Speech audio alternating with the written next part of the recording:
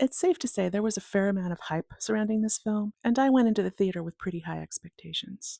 The Furious, directed by Kenji Tanigaki, is a high-octane English-language martial arts film about a mute handyman who goes on a relentless rampage to rescue his abducted daughter from a human trafficking ring. Action movie fans have kind of been waiting for a successor to The Raid, the iconic film from Gareth Evans that came out back in 2011 and launched so many action movie careers. The Raid is probably one of the most influential action films of the past 20 years. Its influence continues to be felt today, and for many action film fans, it stands as sort of a high watermark, a pinnacle of action movie and action choreography achievement. So, does this movie deliver action on the same level of The Raid? My final verdict is that yes, it does. I will say that The Furious is a somewhat slower build than The Raid is. The Raid is basically one extended action reel. There are no real conversations.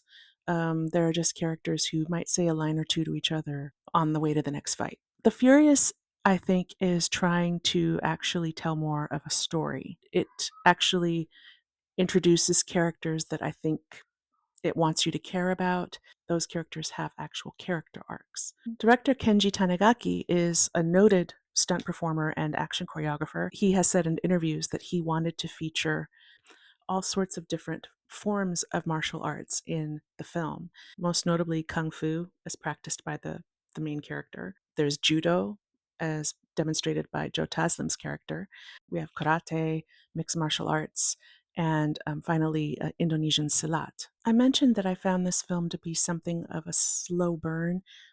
I by no means mean that there are no action scenes early on in the film. There are several action sequences throughout the movie, starting almost from the beginning. But for me, the movie really goes into high gear and becomes something special in the very last act of the movie, where you have a final confrontation that features 5 fighters taking each other on at one time.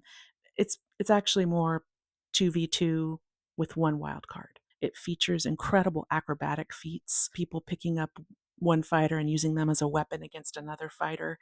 I mean, it really becomes something special. I would even compare it to the final fight in Drunken Master 2, which is just about the highest praise somebody can give a film. My most recent videos have been very positive and sort of triumphant in their tone because I've been frankly overjoyed to see people going back to the movies, and the fact that there are just so many good movies showing right now, is especially in the horror genre. In some less good news, unfortunately, this movie appears to not be doing very well. It was showing in my local theater for exactly 1 week. I had to literally stop on my way home from work to catch the last showing of this film in the theater. So I'm really kind of disappointed that this movie isn't showing very widely anymore. However, it is coming out on digital later this month. I want to say like somewhere around July 15th. I can't remember the exact date. I'll put it at the bottom of the screen. So I would urge you all to please support the movie by renting it, even buy it if you have the cash. There's so much care. There's obviously so much hard work and so much passion that went into this film. And it deserved a lot better than it got. Be sure to invite your friends over, have a watch party. It is a fantastic time.